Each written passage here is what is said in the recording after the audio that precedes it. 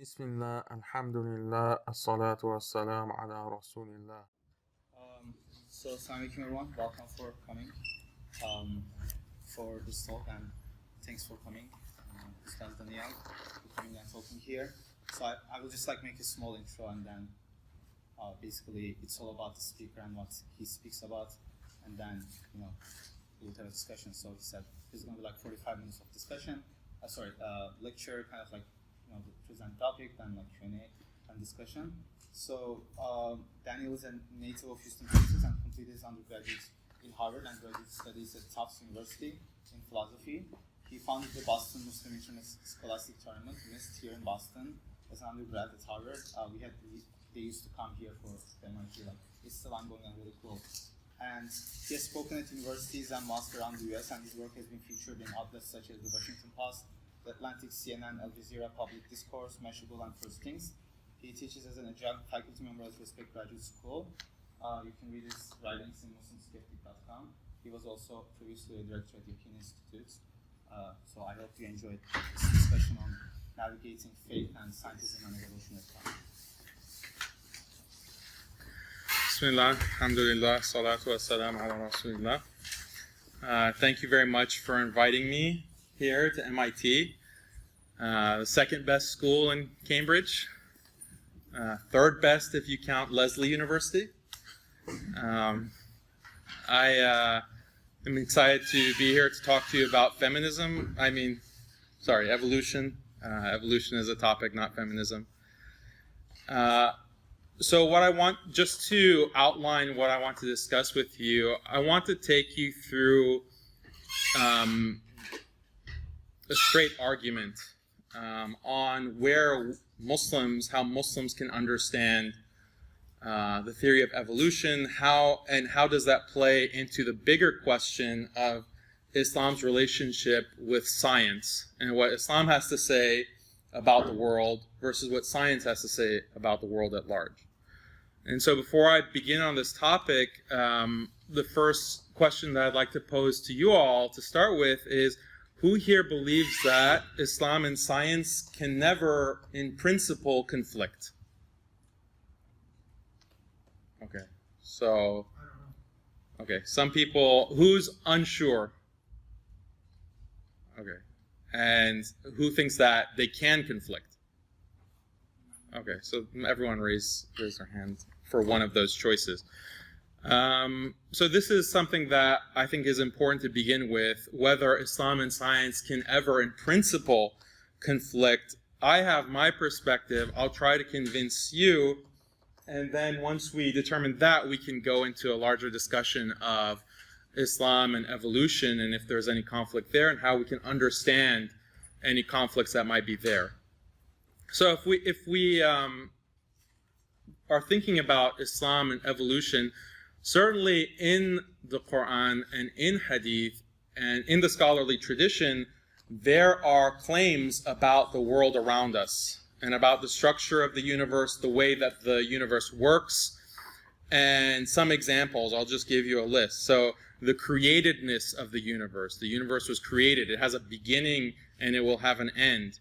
The existence of angels and angels' activity in the world, the existence of jinn and their activity in the world, the existence of consciousness absent a physical body, basically the soul, ruh, the resurrection of organisms after death and their bodily decomposition, the existence of heaven and hell, Isra wal Mi'raj, the night journey to Jerusalem and the ascension, many different prophetic miracles, splitting of the sea, splitting of the moon, raising the dead, curing the blind, curing the lepers. These are all miracles. The extraordinarily long lives of certain individuals, such as Nuh, peace be upon him, Noah, such as the youth of the cave in Surah Al-Kahf, and Khidr as well, mentioned in Surah Al-Kahf, not by name. The throne of Allah, Arsh, and the footstool, Kursi of Allah, of God, the seven heavens, the rejection of the amana, that is mentioned in the Quran, the moral trust, the rejection of that by the heavens, earth, the mountains, the clouds even. So these entities are described as if they can reject something or accept something. And there's also hadith, prophetic narrations that speak of, for example, a tree stump that wept and cried after the Prophet, peace be upon him, did not give his Friday sermon at that stump.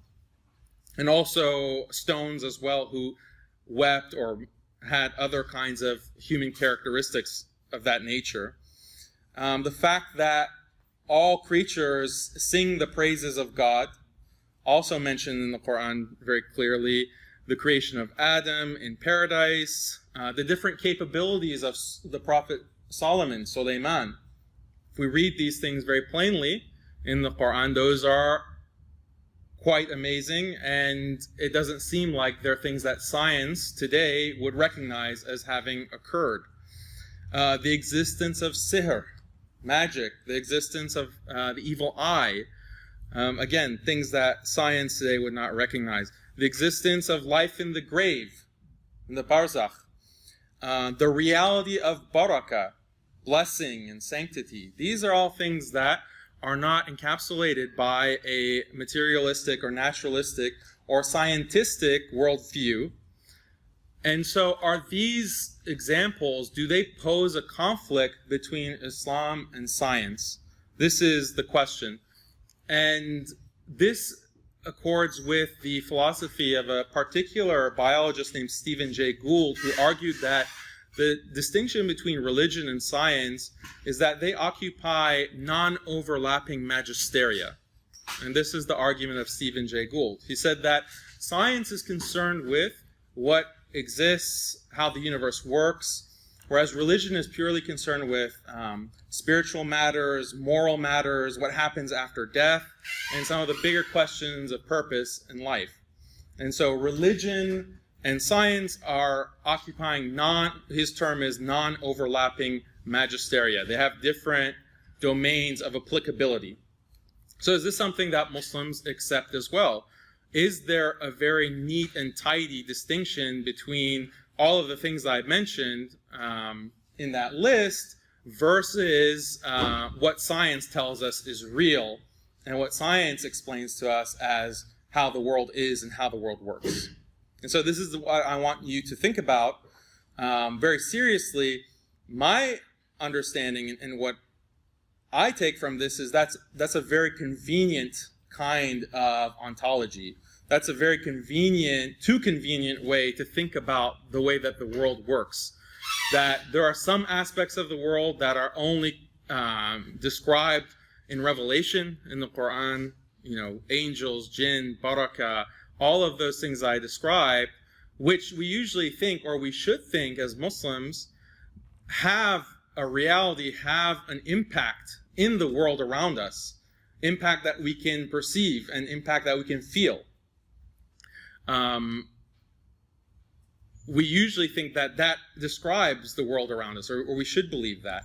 But if we have this idea that no, anything that happens around us that we can perceive and feel is only described by science, and science rejects angels, jinn, barakah, sihr, and so on and so forth, then this creates a conflict. This creates a conflict that we have to resolve. And my observation is that living in modern times, many Muslims don't viscerally feel the reality of what I just described. Because if we think about what God is telling us in Revelation as Muslims, again, there are claims about the world around us, the physical world. Things like barakah, for example, are very relevant. Things like the evil eye are supposed to be very relevant. If we follow the sunnah and we are making dua, for example, before stepping into a washroom or a bathroom and asking for protection from kinds of dark forces, these are things that science does not recognize at all. But as Muslims, if we're constantly invoking these concepts, then we should viscerally feel their reality and even perceive their reality. But unfortunately, if you adopt a kind of materialistic or purely naturalistic worldview, then what happens is that these things don't have that same effect on you. You don't have the same consciousness of them. And many Muslims, I'll ask, how often in a day do you think about angels? How often in a day do you think about jinn or baraka or all of these, what we consider unseen and what are unseen, they're part of the ghaib in certain respects, are all around us, right? Are all around us and have an impact on not only Muslims but also non-Muslims, right? So this is a problem. If a Muslim, for example, feels the reality or thinks of something like the Higgs boson, right? Or dark matter or black holes, like they feel like those things are real, right?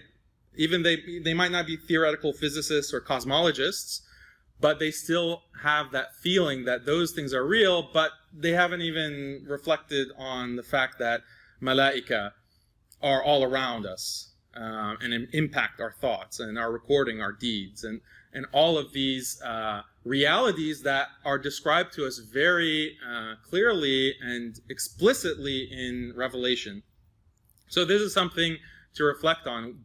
Does our ontology, so when I use the word ontology, I mean our understanding of what exists in the world. That's what ontology means. So the Muslim ontology, the Islamic ontology, includes angels and jinn and baraka, heaven, hell, the akhirah, the barzakh, and all of these things I listed for you. Do we feel that? Do we take that seriously at face value and act accordingly? So this is like a spiritual impact of scientism, is that when we adopt and internalize a naturalistic perspective on the world, then that will affect us spiritually. That's all I'm saying here. And we should understand that it's often said that the Quran is not a science textbook. The Quran is not a science textbook. That's true. It's not a scientific textbook. It's not a scientific text. But again, it does describe things as they really are. It does describe reality as it is, and many different aspects of reality. So we don't reduce our revelation to just purely spiritual, purely moral teaching that doesn't have any bearing on what exists. And so I would reject the non-overlapping magisteria that Stephen Jay Gould proposes. I think that, true, the Quran is not a book of science, but the Quran is describing reality, and science also describes reality. So what happens when there is conflict? What happens when there's logical conflict that is unavoidable? Okay, there's different ways to solve or reconcile conflict. The most predominant way that Christian theologians over the years have reconciled the conflicts between the Bible and science is to say that, oh, in these areas the Bible is metaphorical or allegorical, and we can interpret the Bible allegorically in order to reconcile the Bible with modern scientific findings. I think this is problematic from a purely intellectual perspective, and I'll talk about the reasons for this in a second, but let's go back to this idea of a logical conflict. So prior to the 20th century, the predominant belief among scientists and the scientific consensus was that the universe did not have a beginning and was of infinite age and infinite size. Okay. Then at the beginning of the 20th century, the scientific consensus changed. The universe does have a beginning. It's called the Big Bang, and most likely it will have an end, either with a big crunch or a heat death. And so these are things that cosmologists will discuss. So the scientific consensus changed, and then it changed once again. Because today the view is that, this is increasingly scientific consensus, that the universe, the visible universe is one universe within a larger multiverse. And the multiverse has existed, it's infinite in size, it's infinite in size, I mean, is a metaphorical term in this case because it contains an infinite number of universes. So again, the scientific consensus has shifted at least twice over the past 100 years. And these are mutually exclusive, logically exclusive positions. So it can't be that Islam is conformant and aligns with each one of them. There has to have been a conflict with one of those positions historically. And so this is an example of how Islam and scientific consensus can be in direct conflict. If Muslims in the 19th century had accepted scientific consensus and started interpreting the Quran in order to accommodate this idea of the universe as infinite in size, without a beginning, without an end, they could do that. They could take the specific verses and the hadith about the universe and the creation of the universe, and they could interpret them metaphorically to accommodate scientific consensus. But then, at the beginning of the 20th century, through the discoveries of Hubble, that the galaxies were moving past each other or moving away from each other at high speed, therefore that implies that there was a big bang that was at the beginning of the universe. The Muslims would have to then change their position again and reinterpret it again based on this new scientific consensus. And what about now? Now the consensus is increasingly that there's this multiverse.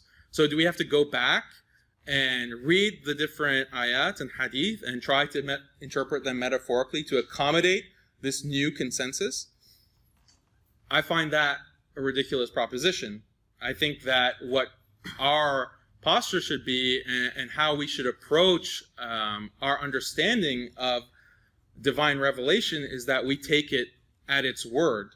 And there are established means to interpret, do tafsir, exegesis of the Quran that has been established over the centuries in the Islamic tradition. And it's based on understanding the language, the Arabic language, so that based on the Arabic language, you can understand divine speech. You can understand what the Creator has said about His creation. And who better to speak about the creation of the universe and our place in it and what exists and what does not exist than the Creator. So if we take the book of God as Muslims and non-Muslims for what it is and at its word, then that should inform our ontology, how we understand the world, how the world works, and then we can interpret and understand scientific thought in that light. And that's my proposal to you. And in the Q&A we can discuss that further.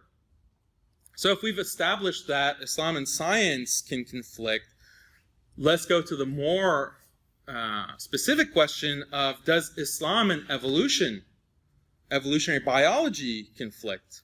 And again, here I want to point out logical conflicts. And there are 2 points of logical conflict that they cannot both be true. So the first is this idea of human abiogenesis, which is the idea that the first human being did not have a biological birth. The first human being did not have a biological birth. That is the traditional Muslim Islamic position, that Adam was the first human being, that he was a special creation, that Allah formed him with His own hands and breathed into him His soul.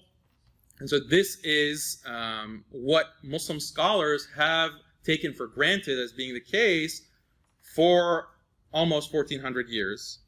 Only in the past 150 years have Muslims starting in the colonial period, questioned this narrative. Whereas prior to that, even the rationalists, even the philosophers in the Islamic tradition did not question that Adam was spontaneously generated. And so they're taking this from Aristotelian thought, because Aristotle held that different organisms can be spontaneously generated. And this was the standard classical view, and even Muslim philosophers, rationalists, viewed that as the rational position, that even human beings were spontaneously generated, could be spontaneously generated without a father or mother. So this is human abiogenesis. Human biogenesis is the opposite. The first human beings did have biological births and descended from prior species. And this is an instance of the general principle that all life comes from life. All life comes from life. And this is something that naturalism presupposes, that you can't have spontaneous generation. You can't have life that originates without being descended from biologically through parents or asexual reproduction or whatever it may be, but life can only originate from prior life. So which one of these is correct? They're mutually exclusive. Islam is making a claim, Revelation is making a claim about human origins, and scientific consensus holds a different claim, an exclusive, logically distinct claim. So this is one area of conflict. The other area of conflict is with monogenism. Monogenism is the idea that all of humanity descended from one man and one woman. Okay, this is monogenism. But again, scientific consensus today says otherwise. There's the position that is standard today is polygenism. Polygenism is the view that humanity descended from more than one couple, and the minimum population, the minimum human population at any time was at least 3,000 members of the human population. So again, Islam is saying that all of humanity descended from a couple, Adam and Eve, whereas scientific consensus says that this is not possible, and they have specific arguments for this. So again, very direct, clear-cut conflict.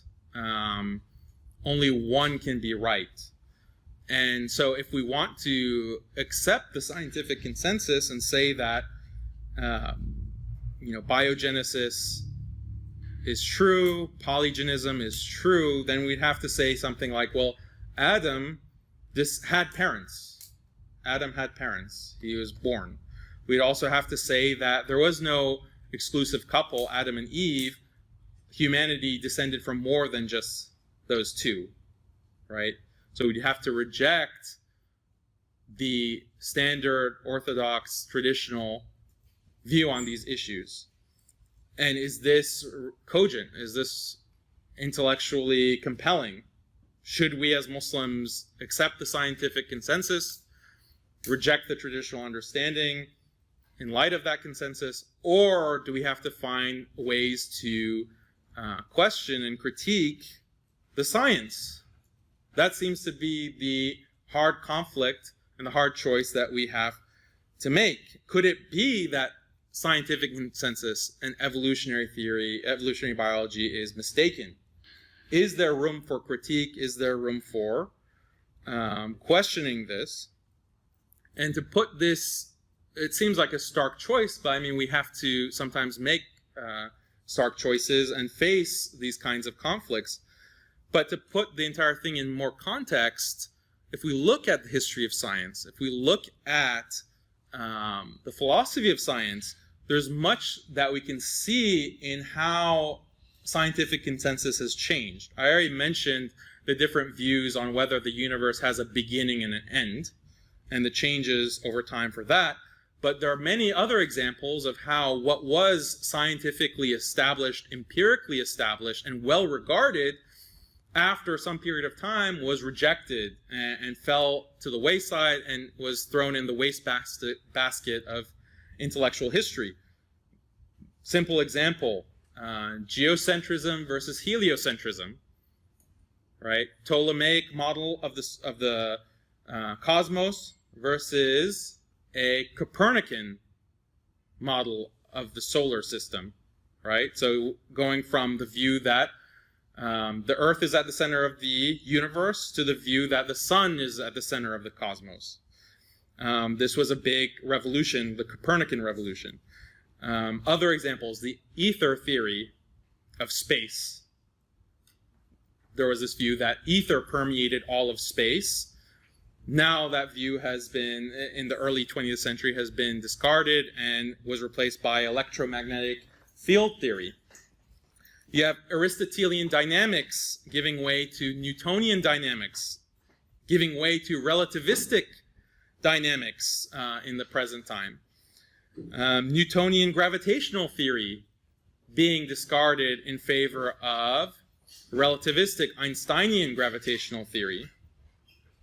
Phlogiston, the view of combustion, how combustion happens. There's a phlogiston, what's known as phlogiston. You don't really learn that in school, but if you look at the history of science, there's a big revolution in how chemical reactions were understood and how chemicals could interact and create combustion. Whereas prior to this, there was a view of something called phlogiston, which created combustion.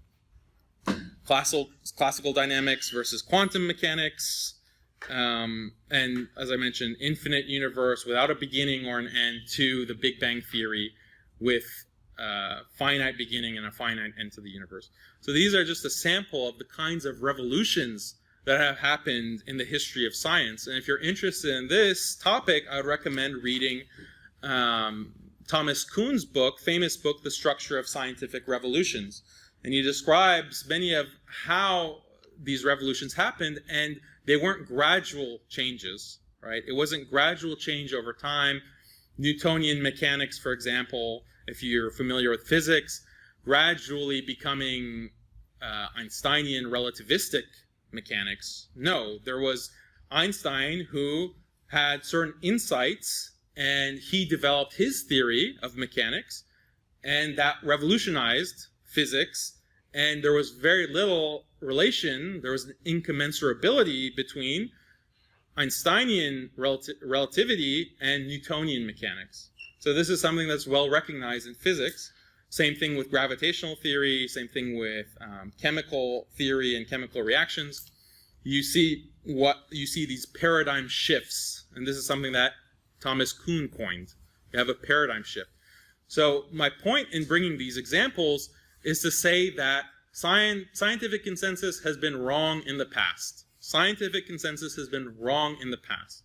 And this is important to contextualize our situation as Muslims. When we find conflict, seemingly, and not even seemingly, but certain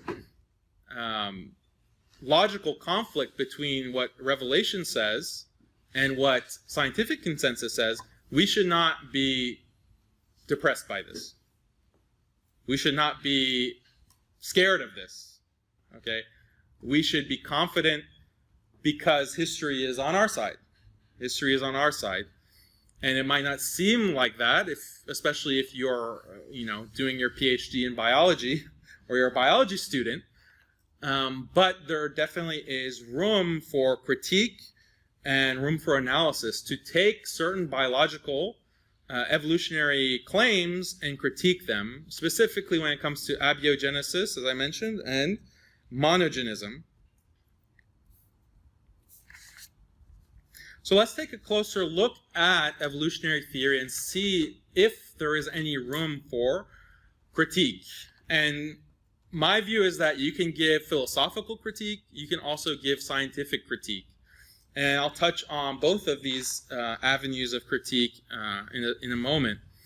But if we understand evolutionary biology, there's two major components.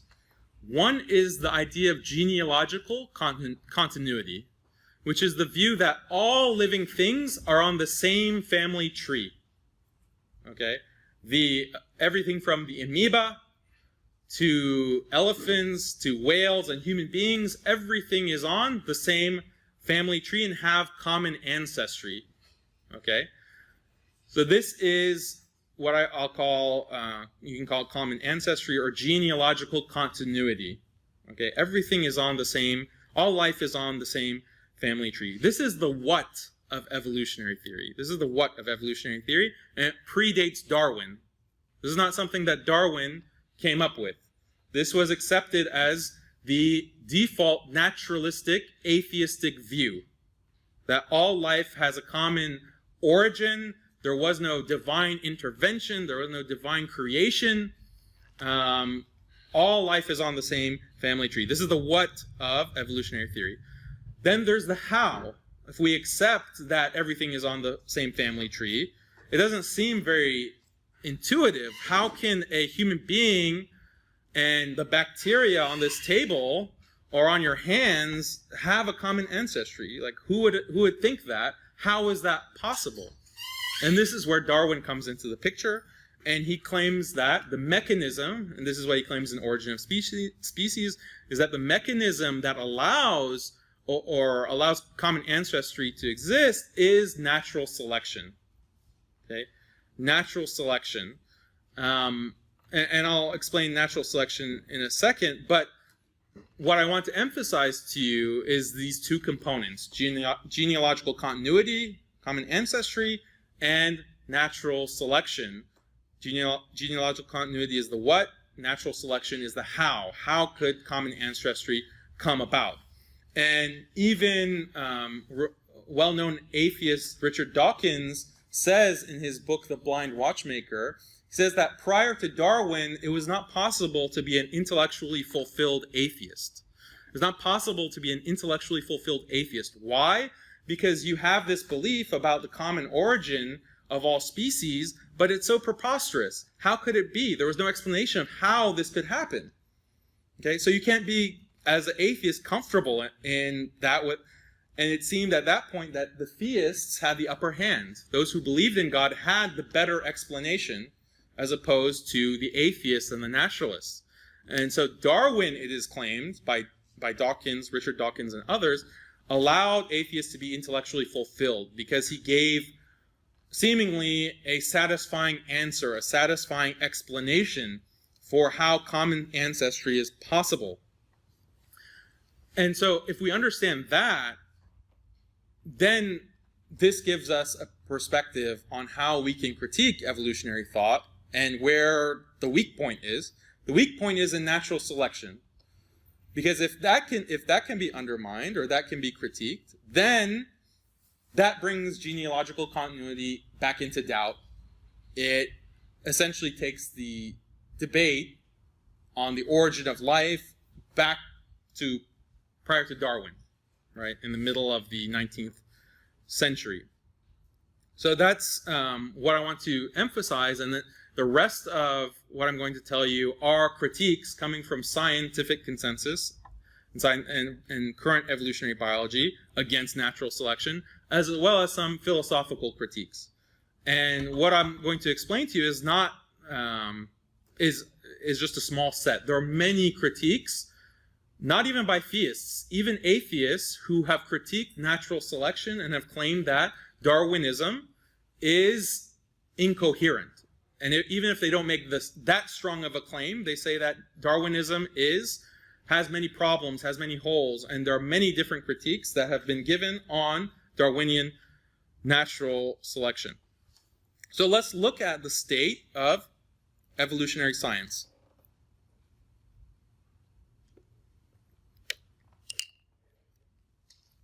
So when we look at the literature coming out today, you find article titles like, does evolutionary theory need a rethink? Does evolutionary theory need a rethink?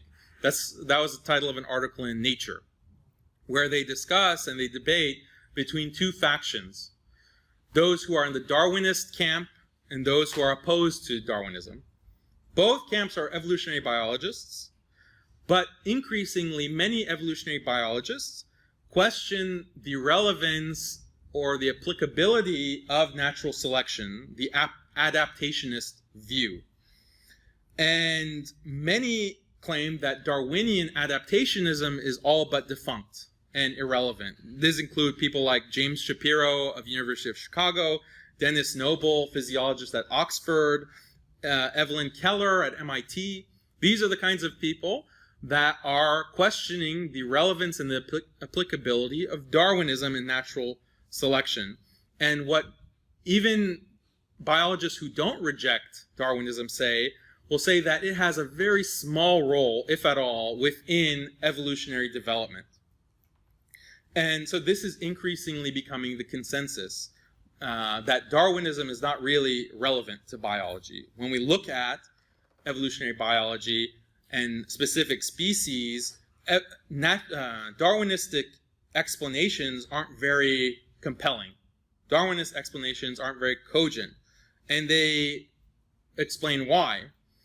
So one reason why is that one thing that was discovered in the 90s is, and began what's called evolutionary development biology, which is now the dominant school of thought within evolutionary biology, is that if you look across species, such as the fruit fly or squid or even human beings, there's a specific gene that's responsible for large-scale structures within the physiology of an organism. So, for example, the PAX6 gene.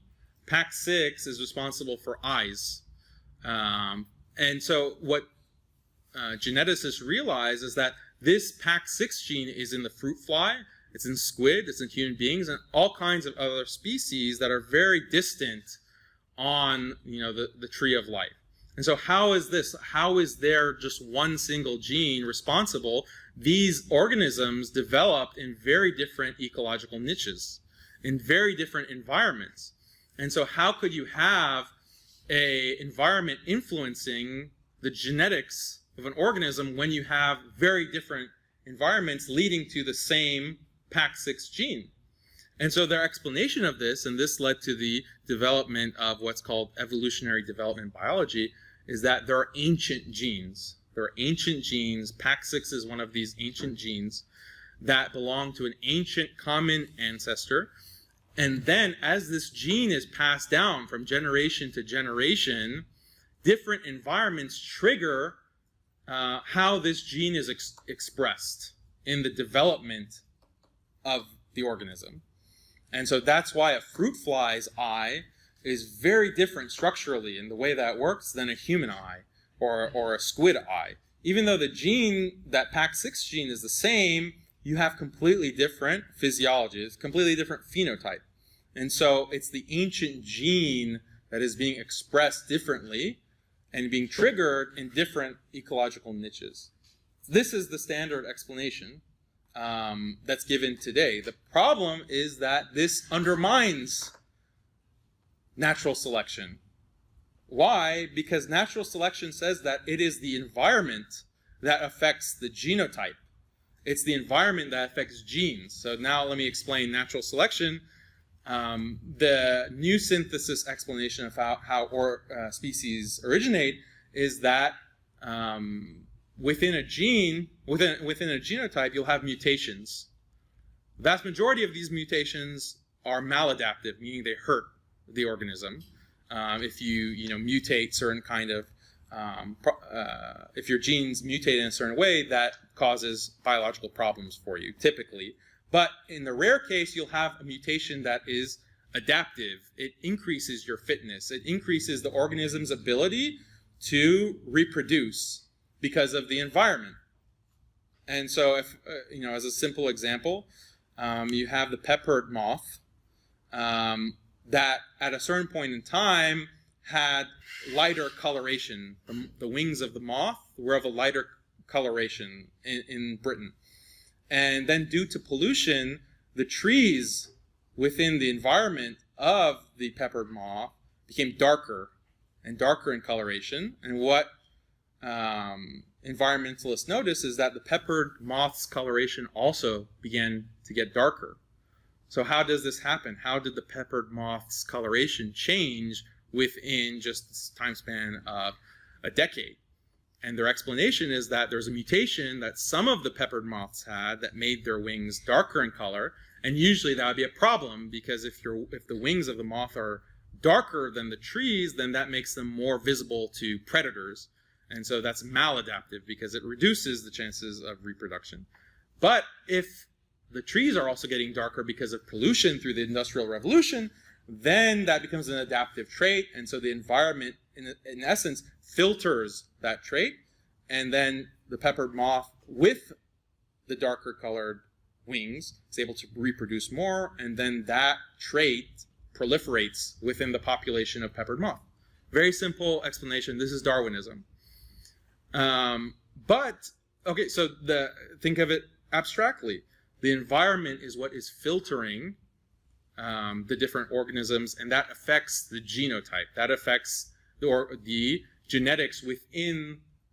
That affects the gene pool. It affects the genetics of that organism's population. So, but now you have evolutionary development biology, which says, no, you have this ancient gene, and within this ancient gene is the ability epigenetically to adapt in different ecological contexts. But we can ask, well, how did it develop this propensity to adapt in different contexts, in different ecologies? Because that specific ancient common ancestor was only within one ecology, presumably. Okay, if we're imagining like an ancient mouse or an ancient like amoeba, whatever it may be, that's found within a particular ecological context. But the offspring, a million years that trace their lineage down to that common ancestor, are living in very different ecologies. Squid are in the ocean, human beings are on land, certain animals are in the trees of the rainforest. You have very different ecological contexts, but a gene that was developed in one ecological context being able to express itself in a way in all of these different contexts. So that undermines natural selection. And I know that's kind of a complicated argument, but I'm just giving it to you in broad brush. So these are the kinds of issues that we can raise with natural selection. And again, we can ask these ancient genes, how did they develop in such a way to allow for such complex expressions through time? This is an unanswered question. And so the big question, as we said, of the tree of life and common ancestry, that is not addressed. That is not explained anymore. Evolutionary development biology does not explain that in the way that natural selection would. And so this poses a problem, a philosophical and scientific problem for evolutionary biology. The other important scientific consideration is the question of how life originated at all. What is the origin of life? How did the initial building blocks of life, smaller than the cell, okay, such as lipids, proteins, some of the acids that are involved and that are essential components of organic life, how did those develop in the first place? Is this something that could happen purely by chance? And for that, let me read to you the words of a very prominent synthetic chemist named James Tour. And he teaches at Rice University. I recommend you look him up, and you can see some of his videos, and you can also see his paper on this topic. But he's coming from the perspective of synthetic chemistry, meaning that he develops through the laboratory, through advanced means, complex molecules synthetically. Okay, and this man has over 100 patents to his name. He's written over 500 peer-reviewed, published journal articles on synthetic chemistry, and he poses this challenge. He says that I know what it takes to create even the most simple molecules, okay, and it is no trivial task. It is no trivial task. How are you, as an evolutionist or a naturalist, going to tell me that even more complex molecules could have developed ab initio within a goop of matter in a pond somewhere on the earth, a certain number of billions of years ago, through random chance? Is that plausible? Is that feasible? And so he says, no, I know this because I've worked it out. I've worked out the probabilities. I know how difficult it is to create even the simplest molecules, let alone proteins and lipids, nucleic acids, carbohydrates.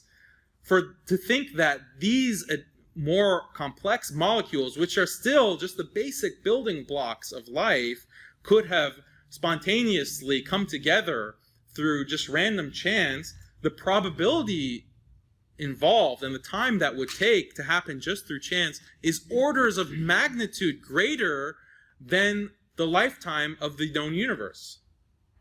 Okay, we're talking about trillions and trillions of years. According to today's consensus, the universe is only between 9 to 15 billion years old. The problem is that most people, even scientists, even students of science, don't really have a good grasp of the difference between a billion and a trillion, let alone a trillion. Okay, it all just seems like big numbers. So if you can just say that, oh, well, you know, just give it enough time, it'll happen.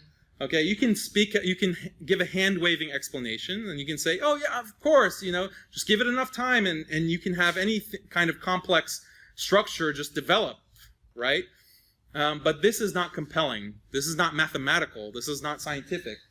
And someone like James Tour, again, a synthetic chemist, is in the best position to argue this.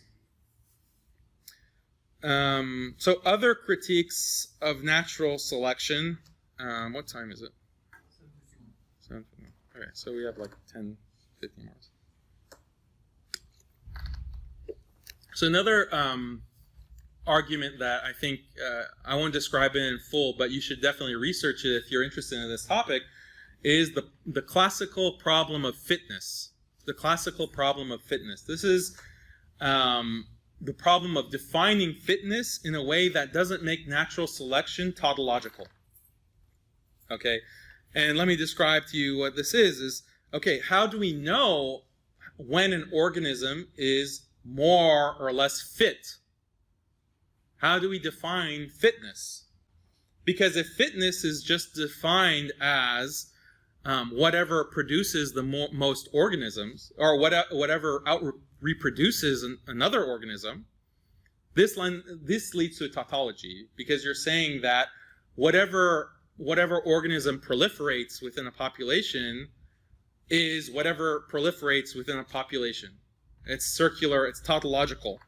And so look up the classical problem of fitness, and you'll see how philosophers of science have tried to get themselves out of this loop by defining fitness in a way that doesn't just reduce to population size, right? How can you tell, and let me put this in simpler terms, how can you tell if you have two, like even the peppered moth, okay, how can you tell that the dark coloration of the peppered moth is more fit than the light colored pepper moth? How can you look at those two and just say, okay, one is more fit than the other? And your response might be, well, of course, the darker peppered moth is more fit, because look at the trees, look at the environment. The trees are darker. It's going to camouflage better. It's going to avoid predators because of that. So clearly it's more fit. But then, okay, think about it from another perspective. Isn't it also the case that it'll be harder to find a mate? Wouldn't bright coloration and sticking out in the environment help it find a mate in order to, so it can, wouldn't that confer a reproductive advantage? And we see this in any ecological niche. If you go to the rainforest, you'll see some organisms that are brightly colored, like birds. You'll find some birds that are brightly colored. And the evolutionary explanation of that trait is, well, the coloration helps it find mates. And that's the reproductive advantage. That's why the trait has evolved. But then you also have birds that are camouflaging, that are camouflaged. And the explanation for that is, oh, well, that helps them avoid predators. So there's always an explanation. For any given trait, there's always going to be an explanation for why that trait is adaptive. And this is the argument made by, has been made many times in both evolutionary biology and philosophy of biology. One book that I would point you to is What Darwin Got Wrong by Jerry Fodor. And he's a professor, I don't know if he still is, but he was at Rutgers University. He's a philosopher, but he co-wrote that book with a biologist, What Darwin Got Wrong. And he explains this, that that Darwinian natural selection is not really scientific. It's not really scientific. It's post hoc explanation. Post hoc, meaning no matter what trait that you find within a population, no matter what kind of phenotype you have, there's always going to be an evolutionary explanation that you can give after the fact. That's why it's post hoc. It's a just so story, just so, right? You can always, and just so stories, for example, are relevant in history because you can ask questions like, oh, well, why did communism fall, right? Why did communism fall? And you can give all kinds of historical explanations for that. Why did America win the Revolutionary War? Why did the North win the Civil War? You can after the fact, you can always give an explanation, and you can give an explanation that makes it look like it was all but inevitable why this happened, why this historical thing happened. But these are just so explanations. They're historical post hoc explanations. And those kinds of explanations are not scientific. They're not scientific. Because prior to the fact, you cannot predict. You cannot predict what is going to win out. Just like in the case of the peppered moth. You can't, prior to the fact, predict. There's no basis on which to predict, and no one even tries to predict which trait is going to be more adaptive, which trait is conferring the fitness, the dark coloration of the light coloration, or whatever it may be. So this is, I think, one of the deeper critiques of natural selection, and I refer you again to The Classical Problem of Fitness and What Darwin Got Wrong by Jerry Fodor. And what's interesting about Fodor is that he's an atheist. He's not a theist making this argument. He's an atheist who is pointing out that the entire book is dedicated to Darwinism being conceptually incoherent. And I think it's a very powerful book. It caused a lot of controversy, but I definitely recommend that you read it, especially if you're in the sciences or you're interested in philosophy. Another interesting argument that I'll point you to is the argument from Alvin Plantinga, who is a philosopher. He recently won the Templeton Prize. He's very prominent. He's Christian, but he teaches, in secular philosophy departments. And in his book, Warrant and Proper Function, it's a famous philosophy book, he makes a very interesting argument. He asks, how do we know how consciousness evolved? What is the evolutionary explanation for consciousness? And his central insight, the main insight that he gives in this book, is that you can have completely wrong beliefs about the world and still, as an organism, behave in a way that's adaptive. Okay? You can have completely wrong beliefs and still behave in a way that allows you to survive and reproduce and out-reproduce other organisms within your population. How is that the case? So imagine like a Neanderthal, okay? A Neanderthal who believes that, for example, saber-toothed tigers are cuddly and lovable and good pets, like wild saber-toothed tigers. That's his belief. But he also incorrectly believes that the best way to go and hug a saber-toothed tiger is to run the opposite direction as fast as you can, right? Completely incoherent, completely factually false beliefs, but he's still running away from the tiger, right? Or the saber-toothed tiger. So it's the correct adaptive behavior, but that behavior is predicated on wrong beliefs, okay? So this shows how wrong beliefs about the world, factually incorrect beliefs in the world, can proliferate within a population and be adaptive and hence evolve. What this does, though, is it undermines human thought. It undermines our thinking, because how do we know that our understanding of the world as it is not based on falsehoods and is not based on a problematic epistemology or problematic sense perception? What if everything that we perceive in the world is based on faulty perception, right? Our cognition is the product of the development of these false beliefs over time and over the generations. What that would do, it would undermine evolution itself. because evolution is a product of that cognitive evolution. And so Plantinga's argument is that evolution undermines itself. Evolution undermines itself because we have no reason to believe from a purely naturalistic evolutionary perspective that we would evolve a consciousness that correctly represents and understands the world around us. It's far more likely that false beliefs and a false perception of the world around us proliferated and evolved and led to our thought and our beliefs and our perception today, if evolution is correct. So this is, I think, a very powerful argument. It's a very logical argument. It's caused a lot of discussion and debate within philosophy, and specifically the philosophy of biology. So definitely look up Plantinga as well if you want to read more about this.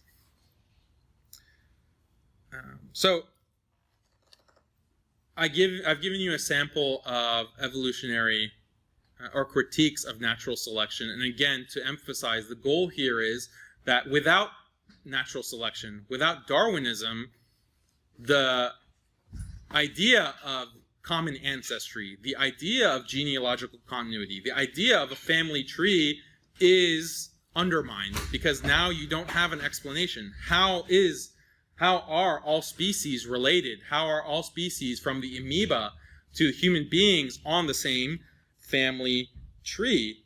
And so you have this belief that doesn't have an explanation to justify it.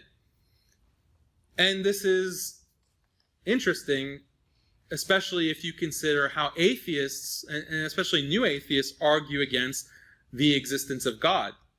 And they'll say that, why should we believe that God exists? What explanation is there? Without an explanation, without a reason to believe, why should we accept this? But the same can be said about the thesis of genealogical continuity. Without an explanation, why should anyone, because it's very implausible just on its face, that the amoeba, bacteria, and human beings, and everything in between are related to a common ancestor. Why isn't the theological explanation of a creator who has created all life, why is that not more compelling? And I think that one of the responses that is made to this, when you argue it from new atheists, atheists generally, is that, you're appealing to God of the gaps. God of the gaps, meaning that whatever science can't explain, we take that as evidence for God. Whatever science cannot explain, then we take that as evidence for God. That's logical fallacy. That's improper reasoning, irrational, according to atheists who say, the God of the gaps argument originated by Christian thinkers, but this is bat that's wielded against theists nowadays, that, you are just, slumming it down to God of the gaps. But I think that we can propose an alternative. There's also a naturalism of the gaps. Whatever science can explain is explained by randomness and long stretches of time. Okay? So science is not able to explain how you can have these complex molecules, proteins, lipids, nucleic acids, form through random processes within the time scale of the known universe, let alone the Earth, the time scale of the Earth's existence. But there's this kind of hand-waving, as I referred to before. If you just give it enough time, random chance, it can be explained. And so there's also this reference to randomness and long stretches of time as an explanation for whatever science currently cannot understand. Same thing with the fine-tuning of the universe. Why is it the case that the universe, all of the physical constants that are relevant to the formation of the solar, like for example, the sun, the solar system, the earth, biological life, such as the gravitational constant, Planck's constant, the speed of light, all of these physical constants that are relevant seem to be perfect, or are perfect, for the emergence of not only life, but intelligent life. how is that? And I remember in Harvard, one of our physics professors admitted that this is a problem that kept him up at night as an atheist. That how is it that all of these constants are so finely tuned, and it's very strongly evidence of the existence of God, existence of an agent, a creator. And he admitted this in class, but since then, since that time, now what has become in vogue as far as scientific consensus is concerned is this idea of the multiverse. There's an infinite number of universes, and we just happen to be in one that is conducive to life, but the vast majority of universes probabilistically don't have life or intelligent life and are not conducive to life. So this is, I think, a far-fetched explanation, to say the least. And also there's no evidence of these universes. Again, it's this naturalism of the gaps, this appeal to randomness and large stretches of time or large number of entire universes filling this multiverse that no one can ever see or empirically test. That explains to us why the universe that we inhabit has these perfectly tuned constants and physical parameters that allow intelligent life to develop and exist. So I think we have, I just want to make that point because we have arguments to make against atheists and to make against naturalists. And so just to summarize, this is, I think that science and Islam can conflict, sometimes in very direct ways, and we should not be perturbed by that or upset by that or feel like we're on the back foot. In fact, science has gone through a long history of development and change. There have been paradigm shifts. I mentioned several examples.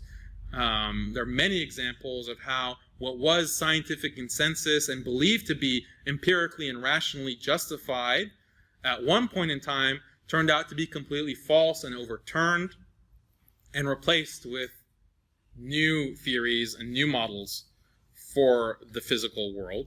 And so if that's the case, we should establish our ontology, our belief about what exists as Muslims, on what God tells us exists and how God tells us the universe was formed and how human beings were formed and human beings have existed at a specific historical time and human civilization and so on and so forth.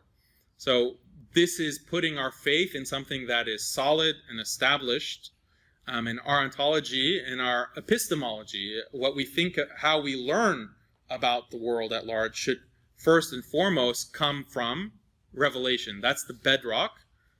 This doesn't mean that we have to reject science out of hand or that we're anti-science or anti-rationality. Rather, we have nuanced critiques and we are able to navigate, the talk is navigating faith, scientism, and evolutionary thought. We can navigate these tensions and these conflicts in a way that is rationally compelling and intellectually compelling and consistent with revelation and be authentic to revelation. So my message to you all, especially if you're science students, is to be willing to look past scientific consensus. If you haven't studied the history of science, definitely do so. If you haven't read Thomas Kuhn, The Structure of Scientific Revolutions, please do so. Another book that I recommend is, especially to students of science, is Against Method by Paul Feyerabend. Against Method is a very good book because he argues how this notion of the scientific method is actually a myth. Because when we look at the greatest scientific developments of the past 100, 200 years, even 300 years, there is no consistent, essential method that all the scientists involved have followed that we can identify. And so that's why the book is called Against Method, Against the Scientific Method. It's a very compelling argument. So I highly recommend that book. I recommend What Darwin Got Wrong, as I mentioned before, by Jerry Fodor. Another recent book that caused a lot of controversy is Mind and Cosmos by Thomas Nagel, another atheist philosopher who says that the evolutionary explanation for the development of life and the development of consciousness is not very compelling at all. In fact, it's very implausible on its face. And so there needs to be a better explanation of how consciousness developed, and how mind has a place within a seemingly materialist, naturalistic world that doesn't accept, supernatural entities or supernatural essences like consciousness and so forth. So Thomas Nagel, Mind and Cosmos. And then also a spiritual message. If you're not a student of science, we need to if we do take our revelation seriously, and we follow the sunnah, the example of the Prophet sallallahu alaihi wasallam, and this will raise consciousness of reality around us. Okay, when we read about the angels, the malaika, that surround us, that affects us spiritually and in our hearts, and that affects our behavior, and that is how we develop taqwa and God consciousness. And this is something that's extremely important. We should live in the world as the world described by God, not the dead, naturalistic, material world as described by very, atheistic aspects of science, because that world is not real. The real world is what God describes to us and relays to us and informs us of. A reality that, even in principle, in certain aspects, may not be accessible to scientific investigation, empirical investigation. So that ultimately is my message to you. Subhana rabbika rabbil izzati amma yasifun wa salamun al mursalin walhamdulillahi rabbil alamin. Yes, please go ahead. Thank you so much for your time. I am going to start with 2 comments and then I have 2 questions. Okay. So the first thing is I enjoyed hearing about Darwin, because the just so idea. Because I spent a summer, I read as many books as I could, and one of the books I read was Darwin's own books. And there were so many scattered examples, and if you read it, the logic within it is very scattered itself. It's a little incoherent, so I like having that term. The second thing I liked was the saber-toothed tiger, because I always think about, we have 100 different perceptions of reality. Whether we have a good night's sleep, or if our family yelled at us, or whatever. So I like thinking about Islam as one selection of a perception which brings peace. So that's why I choose Islam. From all the other various perceptions, whether it's substance or whatever. So my question, I have 2. We've described science more as system of knowledge rather than the process. It wasn't until the end that you talked about the scientific method. So do you think that, if we allow for certain gaps or jumps, could science and Islam be reconciled if science makes further advances that confirm Islam? And then the second question I have is, the name, I think there's 99 names of Allah. One of them is Al-Bari. I don't know if I'm saying that right. I'm not an Arabic speaker. I wish I was. But, so is it possible that Allah is both the creator and the evolver, in the sense that, life is created and he evolves it, and, the descriptions of Adam, the mud is of the earth, and the breath is of the atmosphere, and, things like that. So those were my 2 questions. All right, the first question was... could science evolve and confirm Islam in the future? Yeah, I mean, it's possible. I don't think that... it's possible. The example that I give is it might seem scientifically inconceivable or naturalistically inconceivable that a fully developed human being could originate without biological precedents, going back to abiogenesis, life from non-life, or life ab initio. It might seem preposterous from the perspective of current scientific consensus, but just think about the Big Bang, because the Big Bang is cosmologically accepted, and that's the entire universe. That's the entire universe coming from nothing, right? So if we can accept that in principle, why would we, right out of hand reject the possibility of something within the universe being created, which is by definition or logically less complex or less intricate than the entire universe as a whole, just the set versus the subset, mathematically. But and then Allah even says in the Quran, "Antum ashaddu khalqan am as-sama' banaha," right? Antum, are you greater a creation than the sky?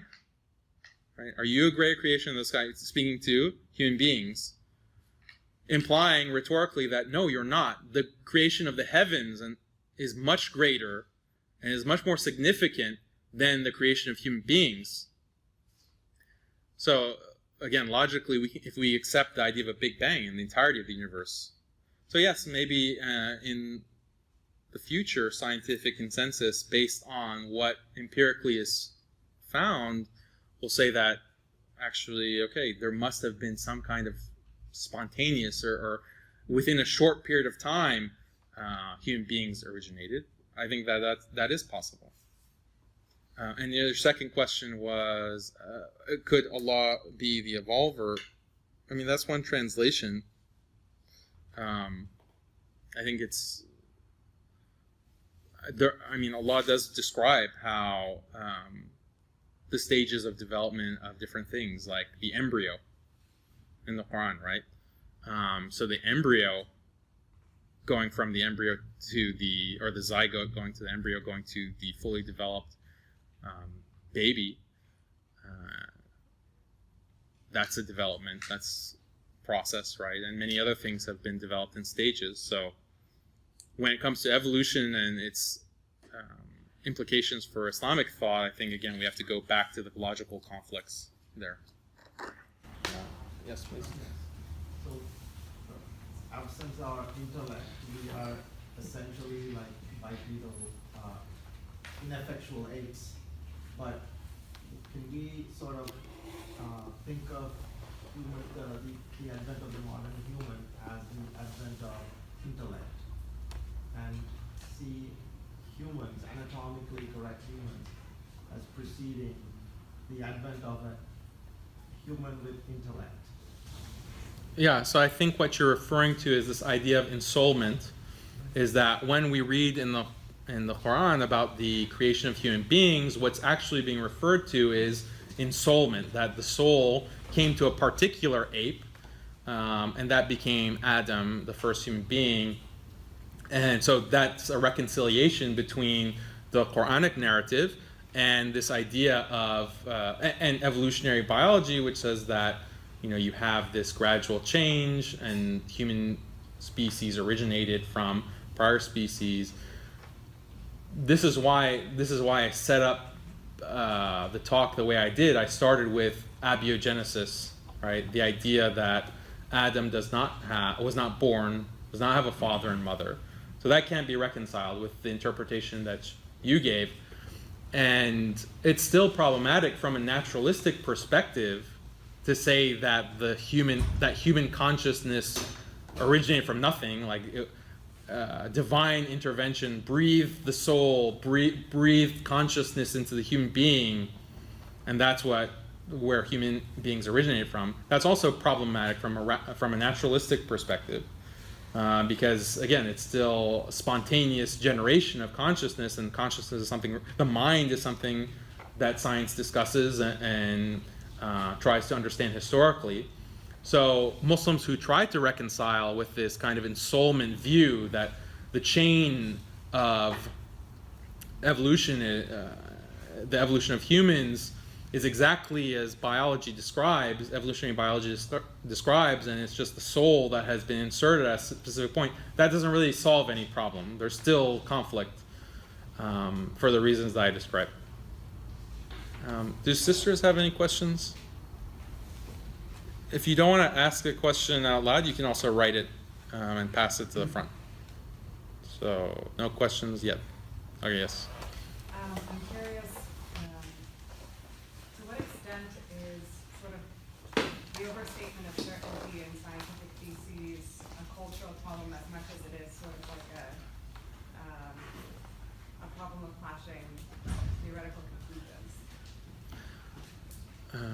sorry, what I mean is to clarify, I think it's like is there something to be said also for the way that the overstatement of certainty within a scientist's worldview and culture,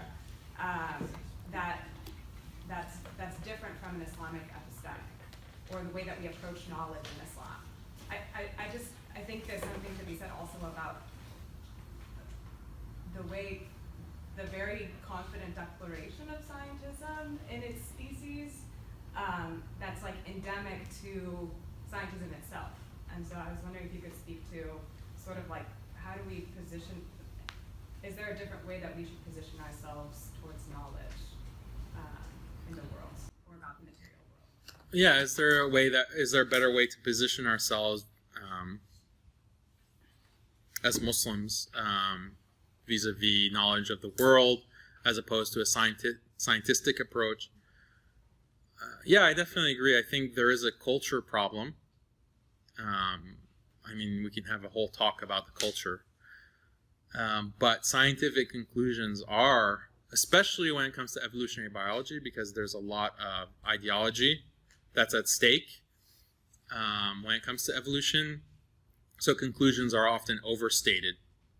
And things are presented within popular science as being beyond question, when in fact, within scientific discourse itself, if you go back and you read the papers, the actual scientific papers within the journals, there's plenty of questions. There's plenty of uncertainty, but that doesn't get filtered into the public discourse. And so I did a lot of research on the claim that human beings and chimpanzees share 99% of the same genome. And this is an argument often used in these discussions to say that, well, how could you possibly deny that human beings and chimpanzees share a common ancestor when 99% of the genome overlaps and matches? So this is a rhetorical argument. Nowadays, you won't hear any serious person who's scientifically literate make this claim because of developments of just the past 7 years, and I'll explain to you in a second. But prior to 2010, this was a very big talking point.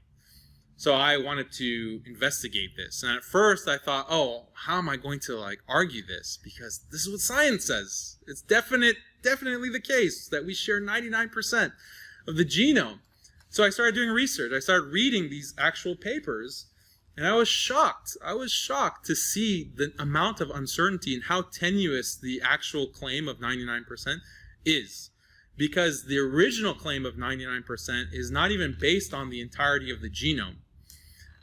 All of the claims of genetic similarity between human beings and chimpanzees, or human beings and cats, or dogs, or mice, are based only on protein coding elements of the genome. The part of the genome that is responsible for coding proteins that are involved in all biological processes, physiological processes. So you're only looking at 2% of the genome, and within that 2%, you're saying that 99% or 95% or 97%, depending on the paper that you're reading, is similar. What about the 98% of the rest of the genome? You're not even factoring that into the similarity consideration. And there's plenty more details on this. I wrote an entire paper with my findings. I read over 50 separate scientific papers. But then another thing that was discovered very recently, 2010, is that what previously was considered the dark regions of the genome, which was considered junk DNA. Junk DNA is the term that was used prior to 2010. They've discovered that, no, actually this, and that's the 98%, is actually very important. It's very important to the development of an organism. Who would have thought it? Who would have thought that 90% of the genome is actually doing something, is actually contributing to the development of that organism? So this shows the arrogance, right? Oh, we don't understand these specific regions consisting of transposable elements and all this other part of the genome, so let's just say it's junk. because we don't understand it, therefore it must be junk. This is the arrogance. And then to portray your conclusions in such ironclad language. And yeah, so nowadays no serious person said, and even like one of the main scientists, one of the main geneticists involved with the Human Genome Project, which was the first to compare a complete human genome with the draft genome of chimpanzee draft genome, Svante Pabo. I don't know if I pronounced his name correctly, but he says that it's meaningless.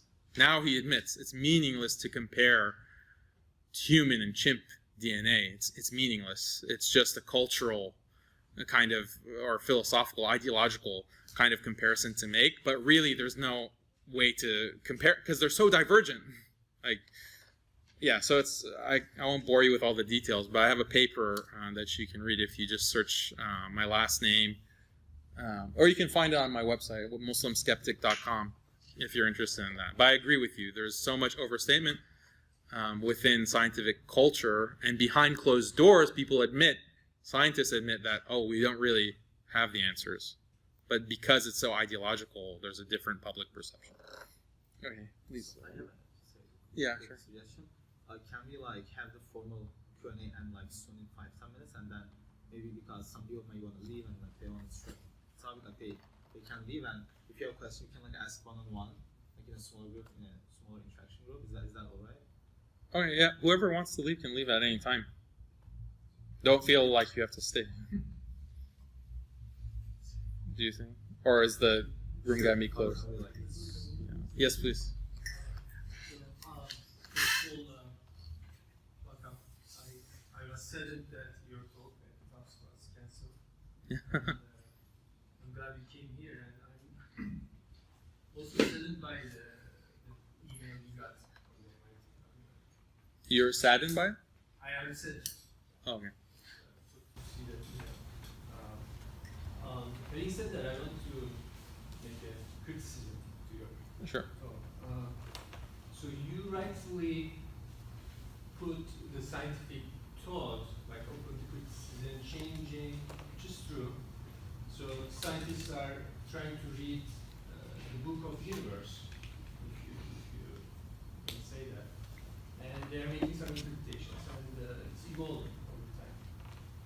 And but it seems like you, in the religious sphere, we are also reading the book of God, right? They are reading the book of universe, we are reading the book of God, and we are going through a similar process, like interpretation change. And it's also obvious from the methods, right? The methods all have, different opinions on certain topics. That also shows that interpretation plays a big role. So, what's your opinion on that? Like, how can you claim that you seem to, I don't know if I misunderstand you, but you seem to favor the opinion that religious understanding is more fixed and more authoritative, which, if you think more about it, it's also a human process, right? So you read the book, you got something, and I read it, I can see evolution in the book. There are some people who wrote about it and so on. So why are you freezing, I'm exaggerating a little bit, freezing the religious interpretation while attacking the scientific interpretation? Well, so the question is, why am I freezing, or why do I put precedence or priority within the traditional classical interpretations? I mean, that's one way to look at it. The way that I prefer to look at it is by the numbers. What percentage of Muslim scholars historically thought one way versus another way? And so, yes, you do have differences among the madhab, the schools of thought, in fiqh, in theology, in all the Islamic sciences. You have differences of opinion, no doubt about it. Nonetheless, there are areas of consensus as well. And there are areas where there was not a single divergent opinion until, the modern period, colonialism, and Islam's confrontation with European thought. So when I see that, it's a very logical thought process. If 99% or 99.9% of scholars thought one way, there must be a good reason for it. If I find someone that is of the caliber of those past ulama, of those past scholars, who has a contrary opinion, the 0.01% that contradicts the 99.9%, okay, then we can evaluate that. But purely from a probabilistic perspective, knowing nothing else, what's more rational? I think it's clear what's more rational. You accept the majority opinion. 99.9% might even be understating it. But if you do, so Islamically, we also have this understanding that the most learned generations of Muslims were the earlier generations. The companions of the Prophet, peace be upon him, understood revelation far better than we do, or we can. First of all, we're not with the Prophet, peace be upon him. We're not in his companionship. There's no suhbah with him. And so much of knowledge that they gained was not even propositional knowledge, meaning knowledge through statements. Because the sunnah of the Prophet, peace be upon him, is not only his statements, it's also his actions, his mannerisms, what he approved of. So they had access to that because they're seeing him with their own eyes. We cannot see him. We cannot be his companions. We only have written propositional statements that we can read and then try to understand. So because of that, we're handicapped severely. So this is why, the Sahaba, the Tabi'een, the Tabi'een, their knowledge was far superior.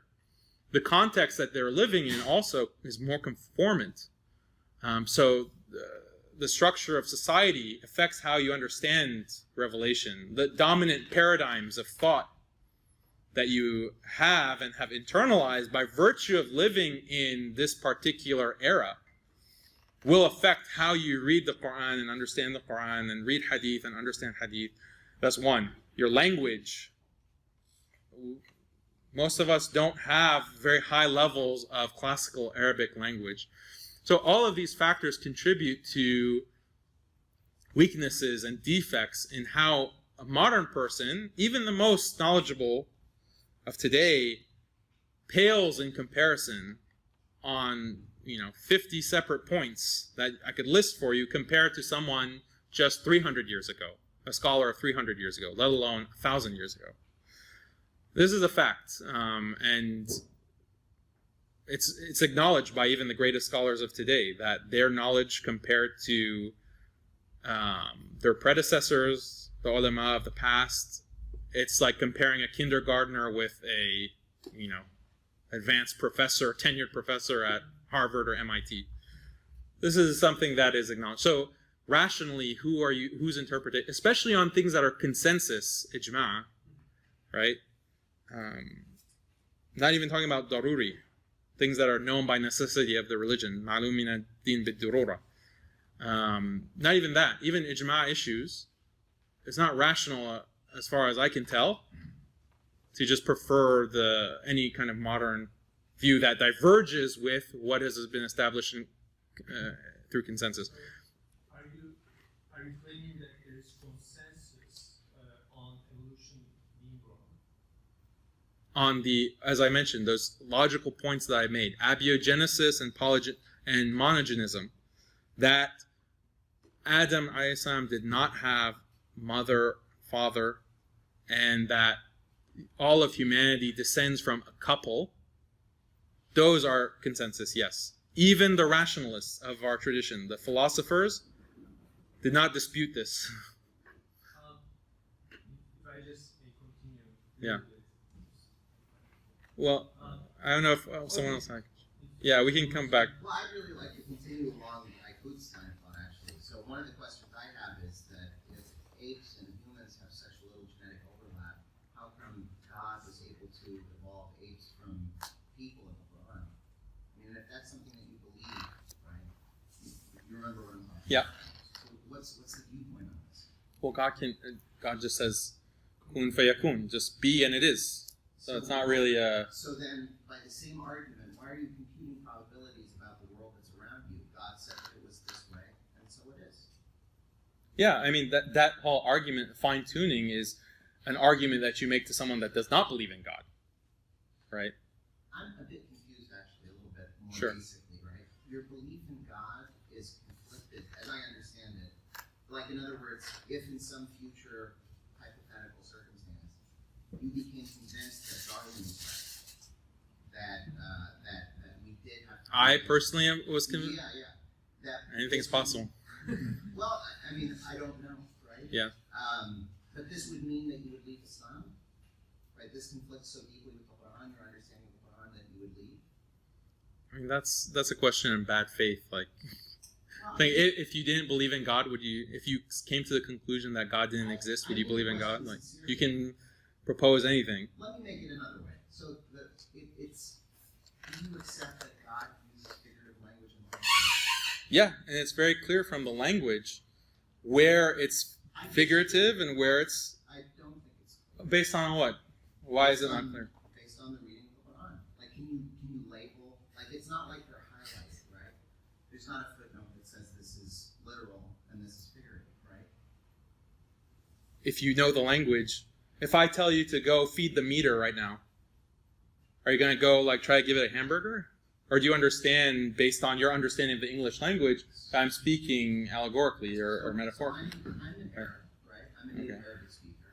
Like I think is saying, what you're arguing about is whether or not this book, which was divinely written, would have been, like another way to put this is, am I part of the audience of this book or no? Right?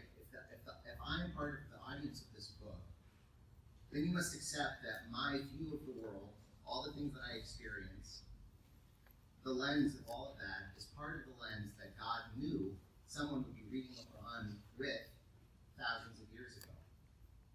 No, God doesn't say that In other the words, Quran can be just understood by anyone according to their knowledge of the language or not. No.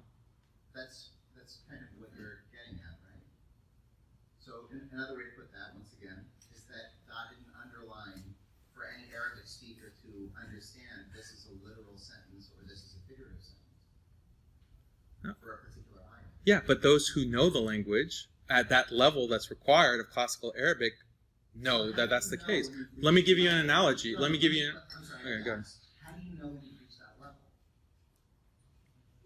People have reached out. It's something that's objective, right? So, for example, I can bring... Let me give you an analogy. I can bring a physics... Sorry, I don't need another analogy. I'm asking, really, I'm Are you serious. asking? If I don't see what you're... I'm trying to address your point, right? Like, see the step that I'm taking. What if I told you that I felt that I could reach that level? Based on what? Can I tell you that I'm going to teach physics at MIT tomorrow? You kind of are, right? I mean, you're not a No, I haven't biologist, claimed that I can teach physics at MIT. But you actually are at MIT talking about biology, Yeah, right? something that I've studied and something that I've researched. Okay. And so if you have a problem with something that I've said in the biological terms, please raise that objection. I mean, that's what this Q&A But I actually- session is about. The thing is, I don't want to get lost in a particular detail, right? I'm not actually... Devil's in the details, my friend.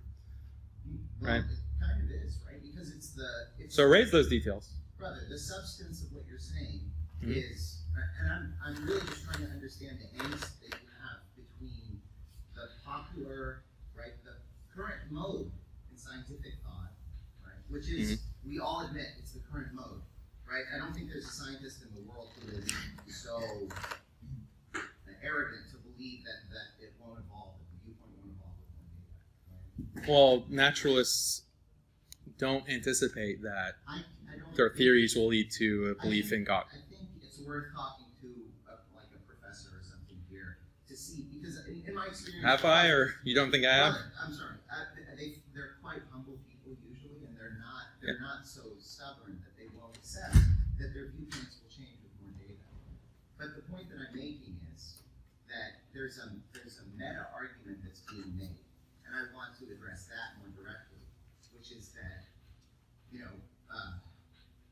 if there is a conflict between scientific viewpoint and your readings of the Quran, that's a cause for angst. You understand? I didn't say it's a cause for angst. Then why are you giving this talk? Like, in other words, There's a logical conflict, right? No, that's the part that I'm a bit more concerned about. That's what I'm saying. Okay, so how is there not a logical conflict? Because your reading, you think it's all metaphor. You think it's all allegorical. I think it's possible that it is all metaphor. Okay, yeah. So just like you can bring a science textbook here, okay, a physics textbook, and say, yeah, I think this is all this book of evolution, origin of species. It's all metaphorical. Like Darwin was just speaking in flowery language.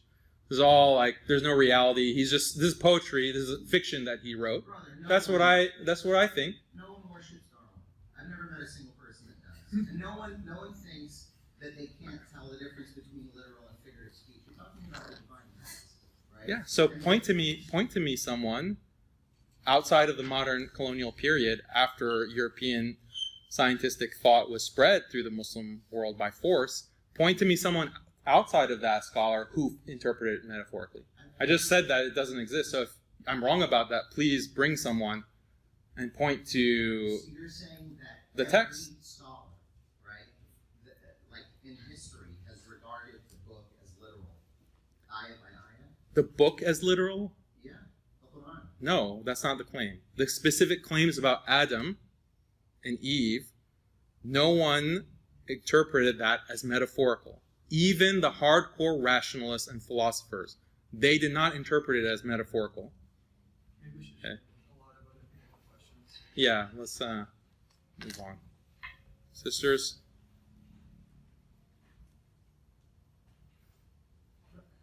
Okay, let's go to the protester. Sure. Yeah, and I'll start by saying I'm glad that your talk was canceled at Tufts, and I'm very proud of the MIT alumni because I think you have very dangerous views and sexist views and what have you. But I think in this talk, first of all, I think it's very reductive, and I think what the gentleman in the back is saying is basically an apologetic to have this talk in the first place. But Can you speak a little bit louder? I can't hear you. sure, I'm saying that I think this will be. What's that? Sure. Okay. My question is, if you're going to talk about Islam, science, and scientific consensus, can you define those terms? What, science and scientism? No, science, Islam, and scientific consensus. You use them very loosely. Yeah. First of all, Islam is very, very far from this monolithic entity that you explained, and you could argue that science and Islam are not separate entities. They're not. Science and Islam are not separate entities? Yeah. Where do you get off the idea that Islam and science are separate is a very Western conception that is a post-Enlightenment conception of what it means to be a religion. That is the secular versus non-secular idea. So I think you really need to rethink that categorization of Islam versus science, which is, I think. Okay, I don't understand how science and Islam are the same thing. I'm not saying they're the same thing. I'm saying that your categorization of them as two different things, as you're like kind of pitting them against each other, ignores the fact that they have overlap. So you're. I didn't deny that they have overlaps. I pointed to very specific conflicts, right? Abiogenesis, monogenism. Those are the only two conflicts that I mentioned. They're logically conflicting. Okay, but that does not mean that the way that you approached science as a category and Islam as a category without defining them in any sense is irresponsible. If I want to define Islam for you, yeah, I can define Islam for you. Can you Go ahead. define any? Islam is the religion of God. What is It was it? revealed to the What Prophet. is it? Who is God? What is God? Yeah, if you want to talk about atheism, who is God, like we have to have a much bigger conversation because we're not. Our point of departure is so far apart. Like you're questioning what God, who God is. Yeah, So no definition that I give you is acceptable, right? You can question any kind of definition that I propose. So maybe we should just talk of what. What's the definition? I don't know. We should define Yeah, what is a definition? Sure, but you can't talk about Islam as just this like entity, which is what you're I doing. just did. This whole talk, I just did talk about Islam as an entity. I pointed to very specific claims, and I asked, I think a very fair question is that if you find someone from any historical period other than the past 150 years post-Darwin who makes a claim otherwise, please bring it forward. And then what will happen? Then we can address it. We can? Yes. I mean, seriously though, like you're going to withdraw and become a scientist? No, that's just one interpretation. Like, if it's like this is just an abstract possibility because Really, it's a hypothetical challenge. Like you're telling me, hey. no, it's not hypothetical. I know that there is no one who has had this opinion. I haven't been able to find it. Others who have searched for it haven't been able to find it. If you find someone, please bring it forward. It's very simple. Wait, what? What if the writings were burned when the Mongols invaded Baghdad? If it was influential enough to be taught, okay, then we should be able to find. I'm sorry. The writing was lost to water. If you're talking hypotheticals, we can literally go on for one thing. Because then hypothetical after hypothetical after hypothetical is addressed. Okay, another question? Yes, please. So we're discussing navigating phase. So looking at scientists generally use models with the understanding that models can be wrong, totally wrong, can be refined, Right. better. So looking at Darwinism as a model, how could it be in conflict with theology? How could Darwinism be in conflict with theology? Looking at Darwinism as a model, Yeah. how could that be in conflict with theology? I spelled out the conflict, right? No, I understand, but I'm just saying, just looking at a model, a conception in your mind, with the understanding that it could be totally wrong. But you're So as using Muslims, we can evaluate things outside of a purely theological perspective as well. We can analyze and critique a system of thought based on its coherence. We can argue based on its rationality. There are all kinds of avenues available to a Muslim, a thinking Muslim, to critique any given claim.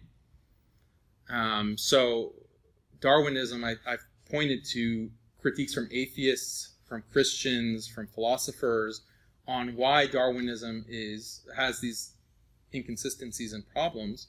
I refer you to those books again. As far as theology is concerned, I kept it very specific on purpose, okay? Because I've had this conversation with Muslims over the past 10 years. And I know all of the counter arguments that are made and all the typical things that are said.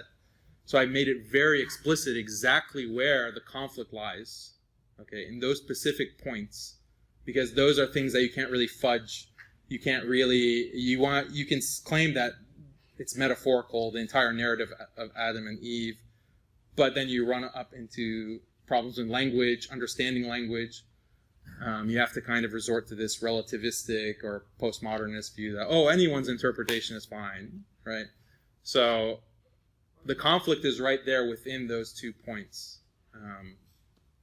And then outside of that, you can imply any kind of critique to Darwinism as a model as a whole. Daniel, is majority opinion a way in Islam to arrive at truth? I think it's mostly criticized in Quran that says if you obey the majority of people, they would lead you astray. That's the verse. Yeah. Before you answer it, just quickly, because it's like 8:50, like. Yeah. Let's make this the last question. Like, just come here, ask questions. I think Just there is answer. why are you trying to so much? All right. You've already asked some questions, so you can wait until afterwards, and then we can talk. Does anyone else have a question? I thought someone... I wanted to mention the point that it seems like a lot of the disagreement here is about like football, I suppose you would say, or the game, like rather than the fundamentals of the worldview. And I think it might be easier to understand what the conflict is if we. I'm just beginning 20 minutes of your talk, so I apologize if you did cover this at the beginning. But perhaps if you understood it as scientism is ultimately a materialist philosophy, whereas Islam is not, and that's basically where many of these disagreements about evolution. Evolution is it's not an axiomatic problem. It's sort of it's a different it's like a conclusion that's a result of a logical thought process, and if we're not agreeing on the basis of our axioms, so where we're reasoning from, then yes, we could have different conclusions. Even if, for example, if everybody in this room agreed about evolution, it still would not be a good idea. There would still be potential conflicts between scientism and Islam, because fundamentally scientism is a materialist philosophy and Islam is not. And like, for example, angels or jinns or all these things that are not experimentally testable or verifiable. Anybody who adheres to scientism as a philosophy will end up with philosophical issues, theological issues, and maybe that would add some perspective to this. Yeah, there's so much that conflicts with a materialistic or naturalistic worldview. The beginning of the talk, I listed a bunch of these conflicts. The createdness of the universe itself, the existence of angels and their effect on the world, existence of jinn and their effect on the world, the concept of barakah, the concept of sihr, the evil eye. These are things that are described within Revelation and the statements of the Prophet, peace be upon him. His behavior and his actions is very clearly documented. And the actions and behavior of the Sahaba, they took these literally as realities, but things that affect the world in tangible and perceptible ways. But these are things that are not acknowledged or accepted by a materialist, naturalistic worldview. So, we didn't get into how to reconcile this or how to approach it. I just cited those as examples of the kind of conflict or the depth of conflict, the profundity of conflict between naturalism and an Islamic worldview and ontology. Okay, jazakallah khair.